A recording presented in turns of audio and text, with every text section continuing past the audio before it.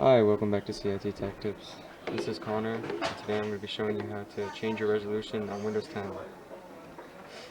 So, first, in your desktop, what you're going to have to do is you're going to have to right click it. When you right click it, this little screen will pop up, and all you have to press is Display Settings.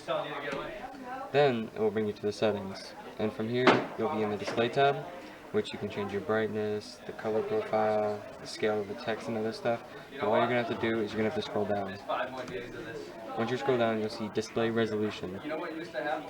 Now, depending on what monitor you have, you'll have a different resolution. The monitor that I'm using is 1366 by 768.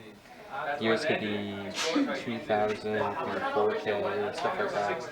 Depending on whatever monitor you have, that's basically what your resolution will be. And all you do is you just click that little drop down bar and you select whichever one you want. Now, sometimes if you have an old monitor and it has whatever resolution is displayed and you get a new monitor, sometimes it doesn't update correctly, so you might just have to like restart your computer or something for it to pop up. And most of the time the monitors that you have, it will just automatically update. So mine, it automatically uses the max one, which is 1366 by 768. And you can make it lower, you can make it higher if it's not the highest, whatever you want to do.